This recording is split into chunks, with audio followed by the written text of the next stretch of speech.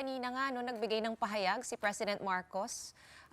Ang sabi niya, medyo parang papunta na nga sa winding down talaga na confirmation that the ICI is winding down. Can you confirm this?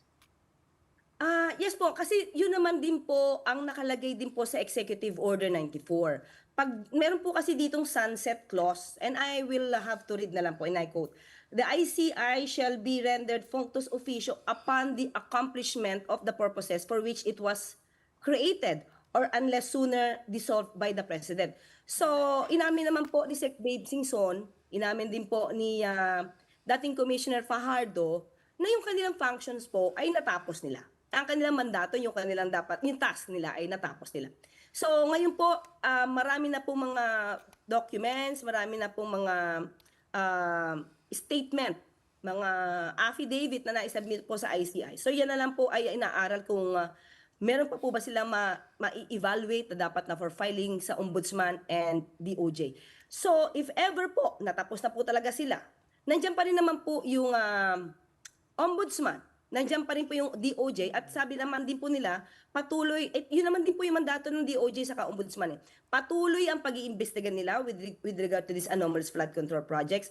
At ang ICI po is just a fact-finding committee na kumbaga pang-umpisa at kung nag-gather naman yung mga importanteng documents, then nakaalagwa na po para mas mapabilis lang po yung trabaho ng Ombudsman at ng DOJ. Actually, Yusek Claire, the resignations preceded this sunset clause that you are talking about. Kasi talagang parang naunahan ng si Pangulong Marcos eh. Wala nang tao sa ICI.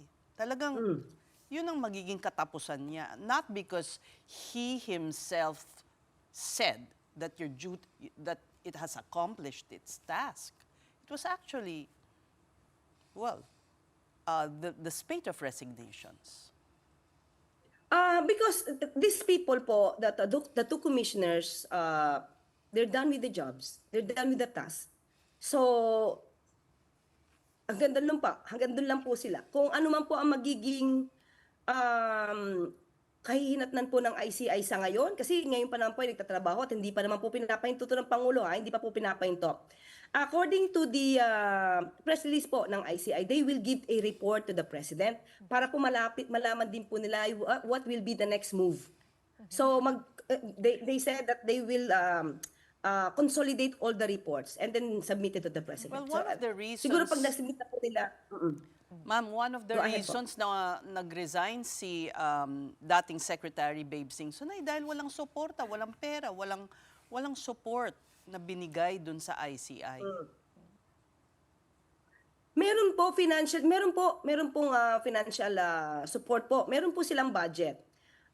According lang po sa DBM, meron lang po kasi mga records na dapat na kumpleto ang ICI para po maibaba yung pera sa kanila. I think more of Yusek yung ano po yung sorry to interrupt no, pero I think it's more the teeth, yung pinagsasabi yung mga powers of contempt, power para magganito ganyan. Okay. More of that po yung hindi na ibigay. Kasi yung budget, you're right, lumabas naman po. Hindi, kasi ganito yan. Kasi fact-finding committee sila. Ang function nila talaga is very clear sa Executive Order 94. Recommendatory lang sila. Hindi po talaga sila investigative body. So in other words, fact-finding sila. So hindi po kailangan ng contempt power dito sa batas nila, dito sa executive order. Kasi meron tayong mga investigative bodies, let's say may PNP, may NBI. Di naman po din sila kapag hindi pumunta po yung pinatawag na tao, ang yung mga kino-complain at hindi pumunta, hindi po naman yan kino-contempt. So anong repercussion? What will be the consequence of not attending the hearing made through subpoena? So sa NBI at police, ang mangyari lang po, ipa-file yung case. So, sinong lugi? Hindi po ba yung taong pinatawag? Kasi hindi ka nadinig eh. You are given a chance to be heard. Yeah. So, ang mangyari po, yung one-sided lang po yung kwento. So, it is their loss. Kasi kung wala ka palang kasalanan pero hindi ka pumunta at ang naibigay lang ng mga documents will be against you, so the ICI will definitely recommend the filing of the case sa Ombudsman and sa DOJ. So it's up to DOJ and Ombudsman to look into if there is a reasonable certainty of conviction for the filing of the case or for the recommendation of the case, And filing of the case to Ombudsman and DOJ. Having said that, is it safe to assume then na walang gaanong extreme support coming from Malacanang dun sa pagsasabatas ng ICAIC or nung isang commission? Or does... Meron po. There is. It was announced even before that this is one of the priority bills ng Pangulo. So, kaya nga po ngayon, as of now, wala pa namang gap kasi nandiyan ang Ombudsman, DOJ, nandiyan ang ICI. So, pag nagawa na po ito na yung commission, independent commission, sa batas po, suportado po yan ng Pangulo. But Yusek, is the President actively searching or speaking to anyone to replace itong sila Commissioner Singson and Fajardo? Wala pa pong naibabanggit sa akin. Wala pa pong naibababang impormasyon po patungkol po dyan sa akin.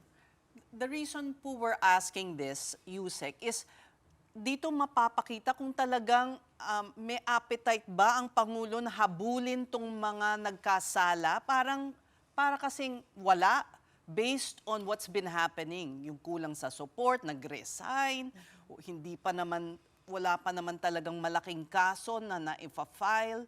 So talaga bang may intensyon ang Pangulo na habulin tong mga to? Parang wala pa kasing nangyayari. Marami na po nangyari. Siguro yung iba hindi lang po nakikita. It was created, Executive Order 94, it was created, the ICI was created September, October, November, December, 3 months. Meron na po napakulong. Meron na rin po mga assets na fees. May kaso sa BIR. May mga sasakyan na naibenta sa customs. So in other words, porsigido po ang Pangulo para mapanagot ang dapat na papanagot. Ang problema kasi doon po sa iba, hindi nakikita yung ibang nangyari na. Ang lagi nakikita siguro ang thinking nila dapat si senador, si congressman, si secretary, dapat ito ay may warrant of arrest na. Pero hindi po yan yun eh. We have to look at the bigger picture. Marami pong involved dito.